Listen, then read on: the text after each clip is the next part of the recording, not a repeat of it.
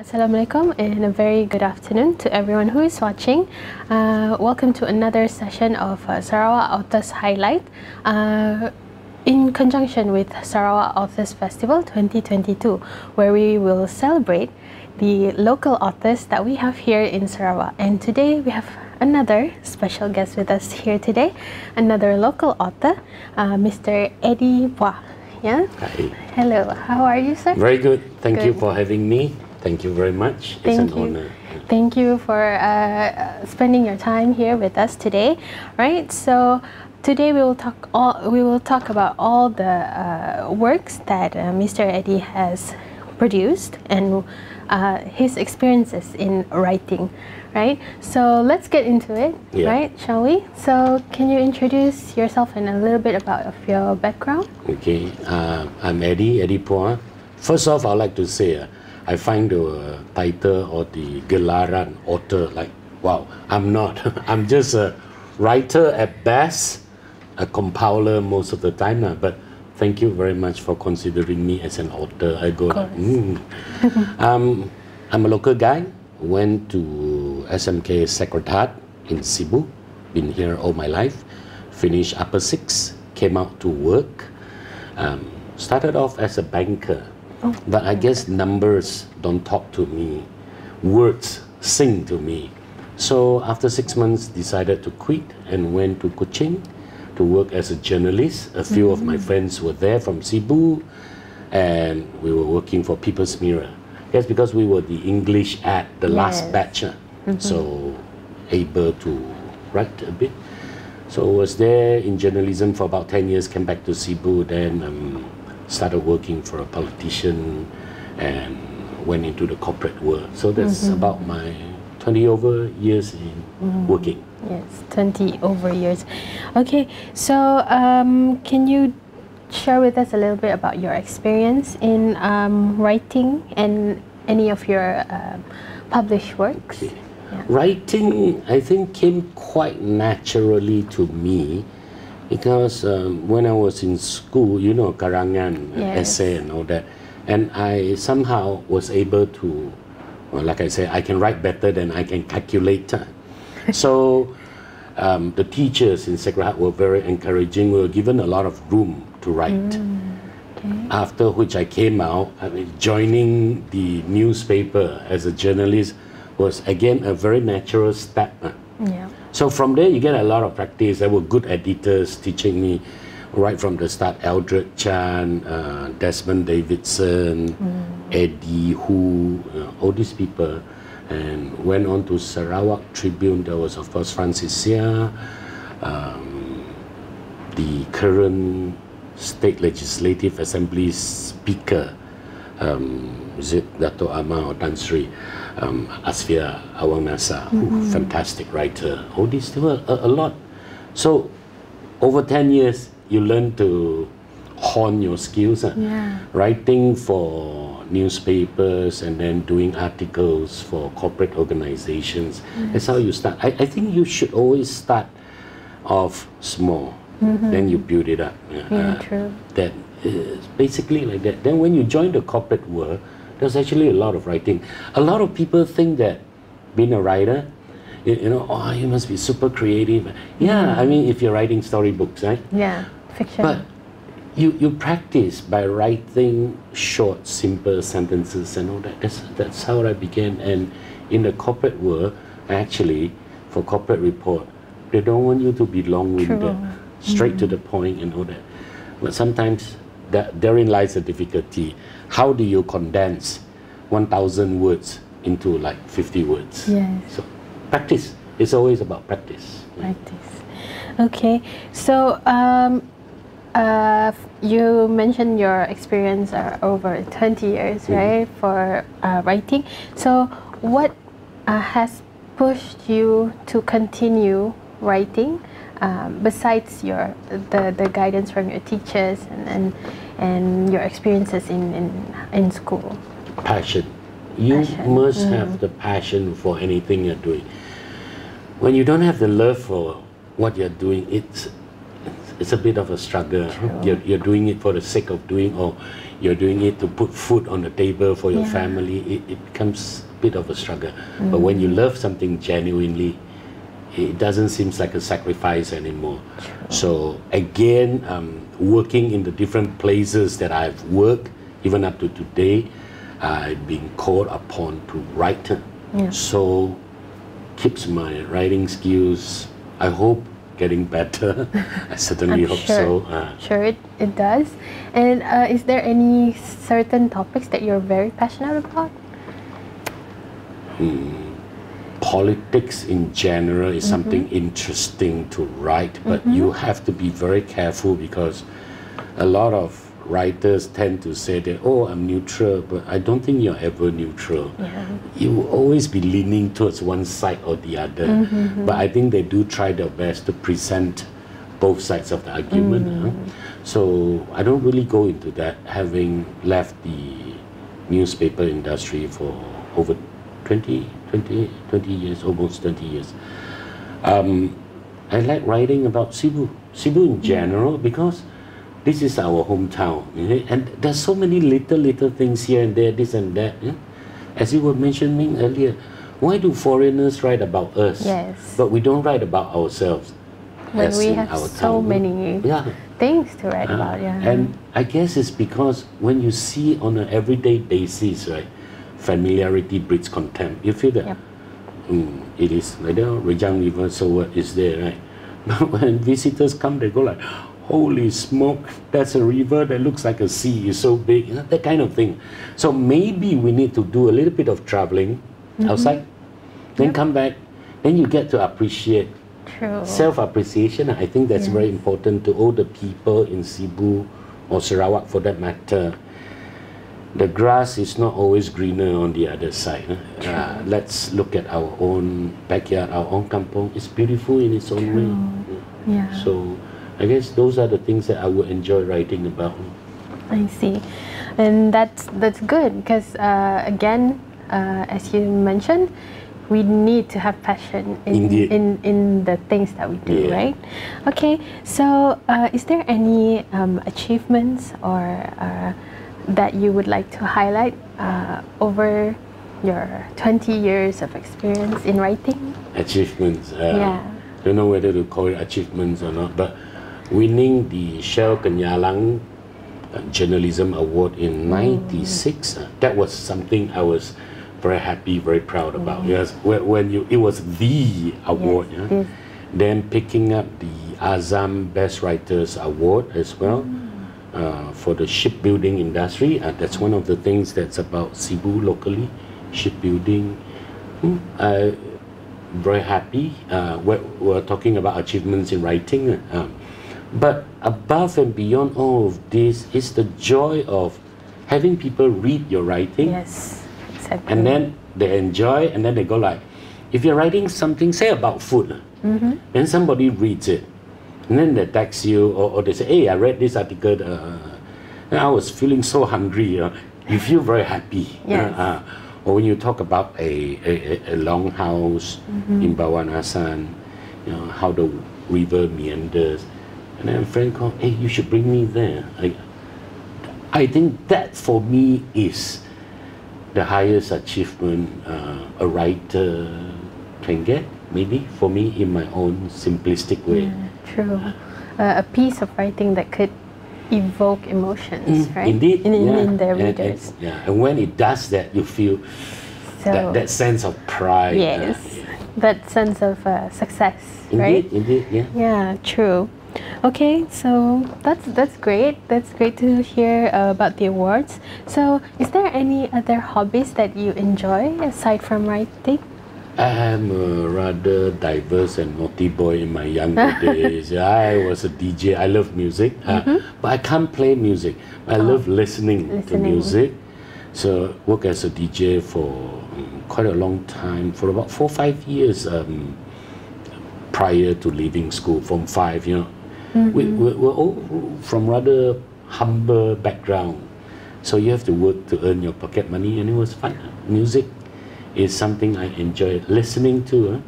I'm always invited to sing when people wants the crowd to go home, but nobody wants to go home, so they get me to sing, and everyone will like, okay, thank you, good night, see you.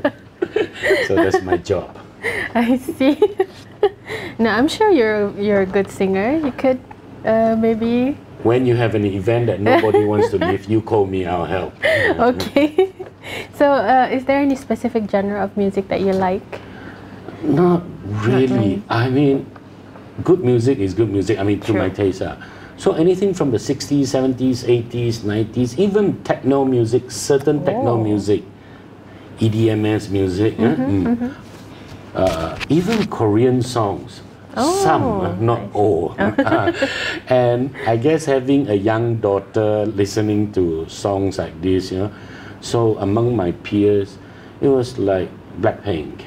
How you like that? So one day I was like, how you like that? So my friends were all looking at me like, what's wrong with you, man? I said, oh, my daughter's listening to it.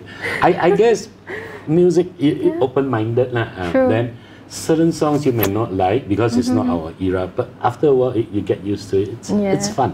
Yeah. When it's good, it's good. Yeah, exactly.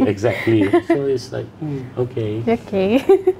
Okay, that's interesting. So there's another side of the authors that you might not know.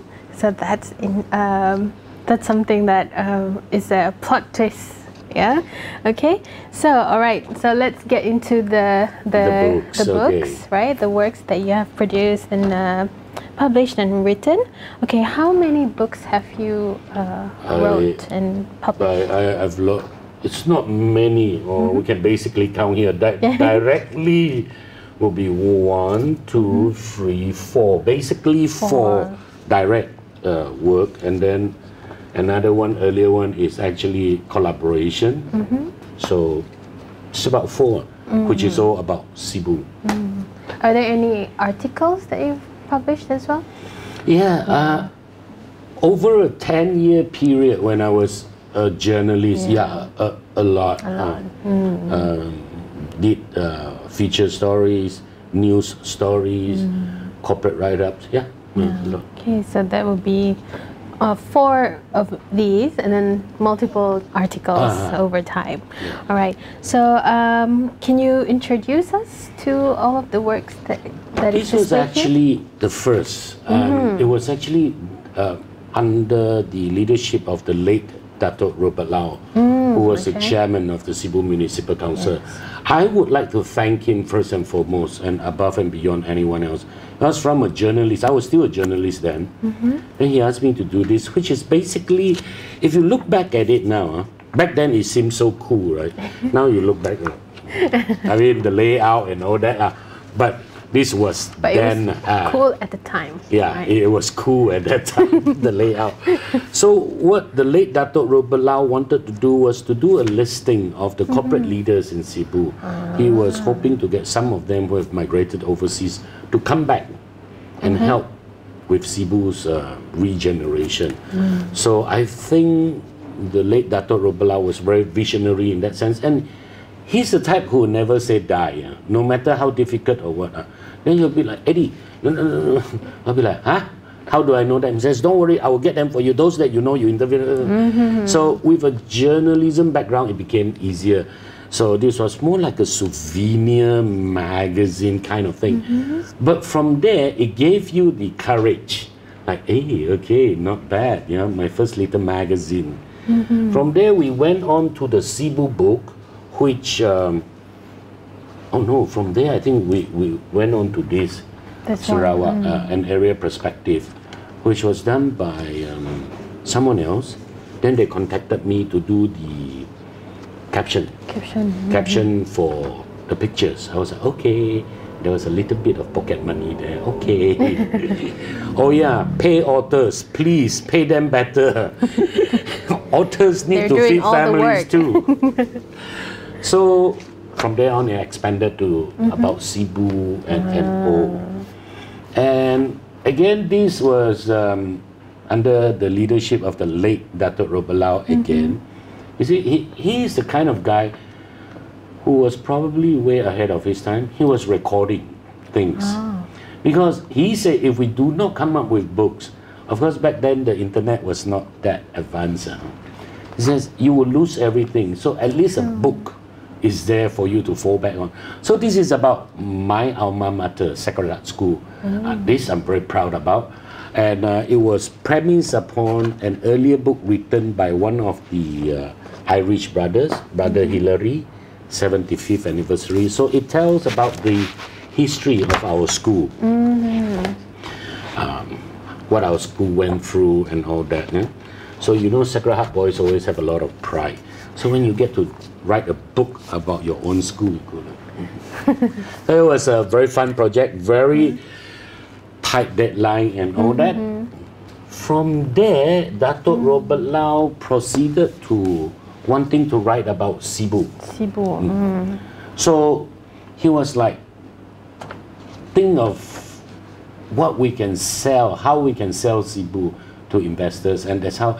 This is actually a collaboration by the Dewan Suara Cebu at that time, under the leadership of Temenggung Dato Vincent Lau, and then of course SMC. A lot of people in SMC come to help. So all these books are actually collaboration. There's a Chinese version of the same book, translated by Wee Kok Po, who was formerly with the Cebu court. Super nice guy. Brilliant guy. I can't read Chinese. 我会听，我会讲，但是 I'm like a little bit of a 香蕉人 banana man. I can't read Mandarin. So this was actually the original. The other versions were the updated version, which I've used it as something like my photo album. So this was the beginning. Writing this book, we actually did research. Dato asked me to fly to Kuching, Sarawak Museum. More power to them. They have very good archives and all that. There was a Chinese elderly gentleman there who helped a lot, gave me access to the history of Cebu. So from there, I guess, again, like I said, when you are passionate about something, sitting in the museum in a corner, like so musty and all that, but you get lost in it as you read and you gather all the points. So it was very good thing. So very happy, but this is definitely not my effort alone. It's collaborative, with the support of Dr. Robert Lau and so many people, corporate leaders who came up to sponsor its production and all that. And this would be the nearest one, the newest one, so-called, under the Pejabat resident. So every division had something to write about each. So I was asked to help with the Cebu division, also about Cebu. So pretty much a Cebu kampong boy. Okay, so we've seen all the books. May I ask, what's the difference between this one and the red one? The other one is just updated. This was like, I think 2003 or something like that. And this was much later. I think it was 5 years or 8 years later, updated version with the swan. They have already adopted the swan as the symbol for Cebu. Talking about the swan is also very interesting. A lot of people were asking, why swan? There's no swan. What they don't understand is when Datuk Robert Lau picked the swan, it's pretty much symbolism. Why the swan? Because swans are very loyal. They match for life. So he says loyalty to your own hometown is very important, and the perseverance. So of course then there's all this cerita dongeng about how the swan migrating at that time came here, helped the people to find sagu lah. All these those are nice stories to add on. But generally, above all, it's because you must have love. That's how you can stay together, I guess. That's how you stay loyal. In that sense, the gratitude. Yes, the gratitude to the place where you grow up. True. Okay, so we have heard about the writing part, the writing process of the books. Now, if you see at the covers, okay, it's very beautifully designed, has photographs. So I would like to ask, is this by yourself or is it by a photographer? Definitely by photographer. Okay. It's a collaboration. There are also a lot of talented photographers in Cebu, right? They are in all sorts of societies, international societies. I think recently, a few years back, somebody won something, World Grand Prix or what. So, yes, do reach out to the photographers because they capture a moment in time for eternity, and they are also brilliant, creative people. Maybe Pustakaan Negeri can do something along that line, photographers. So it's all by them, all the photographers, all the photographs inside here, professional photographers, a lot whom were former journalists, and there are those people who has a hobby of taking photos. So when all these books were being done, a lot of them also came forward and donated their photos. So it was good. You see, anything that brings people together for me is good. True. So is this is done by who? And how about this one? This one is pejabat resident under the instruction of the State Secretary Office at that time. The photo, I mean. Oh, the photo, this one, it's either Leong King Ying, who is very, very good. I mean, Leong King Ying can make me look a little bit like Andy Lau from afar. I was like, you're a very good liar. A lot of photographs from Jabatan Penerangan as well, Sarawak Tourism Board. San Yong Pixon is another very good photographer. And then there's the Sarawak Chinese Cultural Association. So it's very varied. This one, I've forgotten who, but I remember it was taken using a helicopter. At that time, there were no drones. So you will be coming in, and the pilot will be, I think this was done with the pilot from Dr. Tiong Tai King's company. So I was trying to get a lower shot. The photographer was on board, and I go like lower. And then we also got a videographer there. So the pilot got very irritated with me because I wanted to do this Hollywood shot, like you come in on the water, right? Then suddenly you pan up, you see. And he go like, young man, any lower, we'll all be swimming in the river. I'll be like, oh, sorry. So I've forgotten who was it. It was, I think, a Miri guy, gentleman who shot this for a different project at that time. Can't remember. This was quite long. It was more than almost 20 years ago. Where is he? Was this already with the new landscape, or no? No. 2000. So there's a backstory to this cover, yeah? Who went up in the heli to shoot and almost went into the water because Eddy Puah kept asking them to go lower.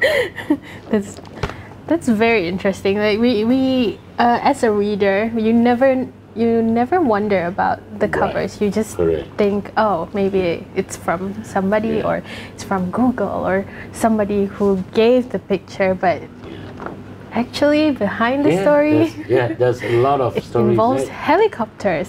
and you know how difficult it was back then, right?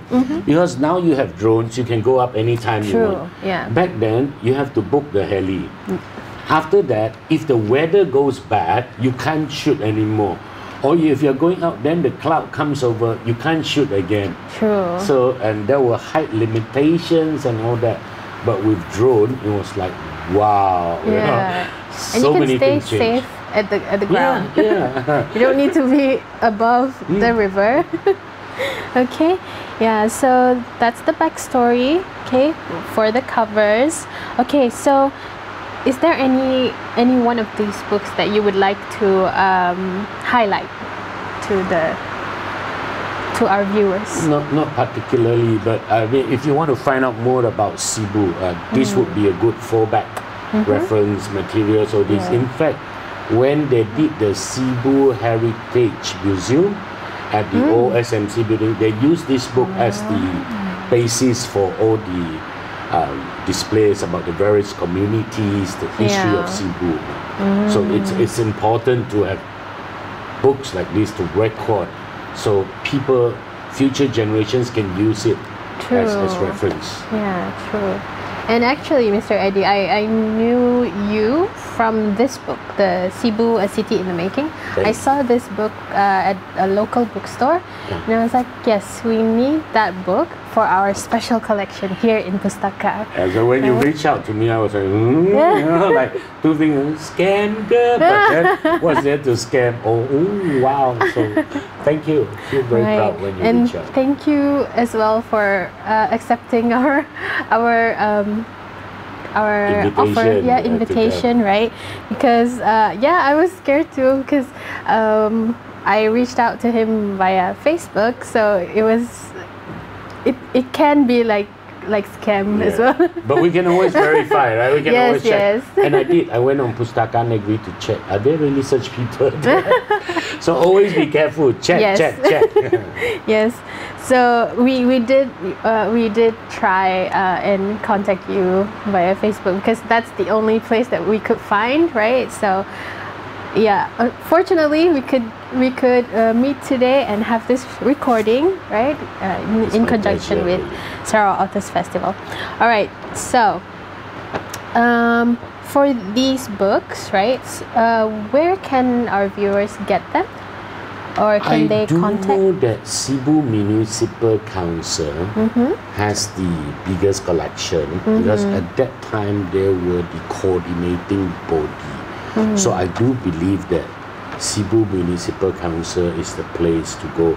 But it's a bit old already now. It's like even the third edition, which is this one, it's at least 15 years, something like that. So perhaps it's time for the local authorities, SMC, Pejabat Resident, Pustaka Negeri, to come together for a new effort, a collab with all the local writers, local photographers, local graphic artists, come together and create the new generation, the Millennium Edition. And it will be a very, very, very exciting project, wouldn't it? For young people to input and perhaps even go further. True. And I feel like there's a few updates that we might want to do to the books, right? Because Cebu is always changing. Yes, it is. It's grown a lot. So there has to be some new information we can input in the book, right? Okay, so we have talked about the works, right? And we have talked about yourself as a writer. So talking about the world when it was hit with COVID, there were a few writers that I talked to that they say during the pandemic it was really hard to sell books, and they were hit with the difficulty of writing and getting their works out there. So during those times, right, during the PKP and MCO and everything, can you tell us a little bit about your challenges that you have faced during those times? I was luckier in a lot of sense, because I don't do this full time. I actually work for some other organization. I work for a developer that is developing the Cebu Jaya Township. So this is more on my free time and all that. So I wasn't affected by all of this, but I do understand, and it makes me shudder. Like, oh, there are a lot of people, even us, even without the salary reduction, the pandemic really was, the first round, everyone was scared. Nobody knew what it was, and everybody was very, very obedient, stayed home. And I guess at that time there was still the fighting spirit to survive. And I still coordinated with my colleagues and all that, like, okay, let's work from home, this is what we're gonna do. And we use it to catch up on a lot of backlog that we were able to clear. So when we reopened, it was okay. Then the second lockdown, that was a bit, we were like, hey, we're gonna lose our job. how are we going to feed our family? I guess a lot of people are concerned. I mean, especially as men or parents, you don't worry about yourself. You worry about your children, about your family. So when they locked down the third time, one of my friends said this. He says, I go hungry, it's fine. My wife go hungry, I'm gonna feel very sad. My child go hungry, I'm gonna go out and do something. In that, it shows that survivor. I don't know. That was a very bad period where everyone was like. So I do have a lot of sympathy for all those authors. Somehow creative people are always the one who suffer the most. Because, I don't know, is it because there is a lack of appreciation or valuation, monetization for creative works locally? Is there, like, why is a singer or an artist not appreciated here but elsewhere? Maybe familiarity breeds contempt. I have no answer to that. But I consider myself fortunate that during the pandemic I wasn't relying on this to create an income for my family. So, but to those who were affected, I feel their pain. It's not easy. Yeah, it's not easy. They did talk about withdrawing their book stocks at local bookstores as well, because they feel like that it wouldn't sell. So they took back the stocks, and that created some kind of difficulty for them to continue with living. It's sad, isn't it? Yeah. I mean, like. Yeah. Okay. So also through that, some of the authors have told me as well that they translated their experiences and into writings, and they publish it with a few media socials and newspapers and all that. So because for Pustaka as well, we did contact a few writers during the lockdown to have them write poems, and essays about the times that they faced during the lockdowns. So as a message of hope as well to the people, right? So some of the authors did this. So have you experienced the same thing, writing about the pandemic or? I have not written about that at all, and I haven't even given it a thought. I'm just glad it's over, and looking to going back to life. There are other challenges ahead, the inflation, food prices, and all this. So I have respect for those people who can face the darkness again. I mean, when you write, you're actually re-entering that mindset. So some people who don't write wouldn't get this, but people who write will get this. Whatever you write about, you're transporting yourself back. So those dark ages, you have to feel it. Then the ink on the typewriter will flow. So for them to face the darkness again, just to put it on paper and to bring it all to you guys, more respect for them. True. Okay. All right. So we've talked about your experience as well during COVID.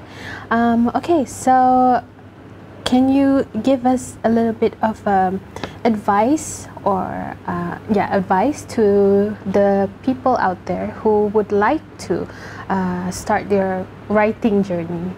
Right, so can you say advice like I'm a top guru? I share my experiences. No, just sharing. First and foremost, the language that you write in.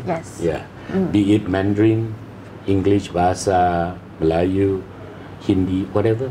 You must. And often we ask you, what language do you think in? Do you think in English? Do you think in Mandarin? So that would probably be the language that you'll be very strong in. So the language, and always be open to criticism. don't take it as criticism. Take it as, so certain people like it like this, certain people. So be open-minded. And no matter how far you've gone in life or how high you think you have gone, always listen. It doesn't kill you to listen to what people say. And passion. Passion. I believe in that very strongly. If you do not have passion and you go like, oh, I'm going to write because I'm going to earn money. Well, I'm not saying you may not make it, but if you make money, just rely on that. So practice. Now it's even easier. Back then we have to bring it to an editor to edit. Now you can go online. There are a lot of softwares that actually help to clean up your text and all this, and then rethink after you've written. Then go back to it after a few days, fresh mind, and always have someone else in the end. It's very hard to spot your own mistake. Yes, true. So if somebody writes something and I go, here, it's so easy. But when you're the one writing it and it's there and you can't even see it. So I guess my final word to those who wants to write is just start. What are you waiting for? True. Just write. So if you have the idea, start just writing. Write, Put it down, build it up. It doesn't have to be a masterpiece all of the time, every time. It doesn't have to be, nobody can write Harry Potter again and again, right? True. So just do what you want to do. Put it out there instead of just talk, I want to write, I want to exercise. That's the same case with me too. So it's the weather, it's not me. It's the weather. It's always the weather. Okay, so that's the advice that we can take from Mr. Eddy, right? Okay, so Mr. Eddy, what are your hopes to the writing industry, whether it's in Malaysia or globally? So what are your Malaysia first, Cebu first. I would like to call on all the corporate organizations, especially the corporate organizations. There could be talented writers within your organization, or if you are engaging, not just writers, creative people who helps you with your events, who helps you with your writing, your corporate profile, takes photograph. Please do consider these people and pay them above what they're asking. Because these are people who are capturing time in eternity for you, right? Like this very moment, if there was no video camera, and we could just be chit-chatting, and the moment we walk out, it's gone. True. So these are the people who are doing it for you and doing it beautifully. Like this particular moment, it's captured. So please be kind to them, be understanding, and do reward them, right? Your organization, you're making money from the local community, you're a good businessman. So through this, maybe you can help support arts so that we do not need to have so many struggling creative people. True. We cannot be a city without a soul. Creative people provide the soul for any cities. True. Treasure them. Yeah, true. And yes, that is a very, very good advice and good because I relate with the creative side as well. And yes, I do believe that we should reward them accordingly. Sometimes when they do a work, right, then you go like, wow, so much. I'll be like, but you don't know the details behind it. Like, do you know they have to, the sacrifice, and then if you could have done it, why didn't you do it? Why did you ask? And after someone has done it, you go like, oh, like that I can also do. Then why didn't you do it in the first place? Right. So people of literary skills, photographic skills, we should really appreciate them. Yep. And always be kind. Always be kind. Okay, so thank you very much, Mr. Thank Eddy. you. We have come to the end of the interview for the Sarawak Authors Highlight. And for those of you who would like to know more about Mr. Eddy, you can contact him. You can contact Pustaka Negeri or Yes.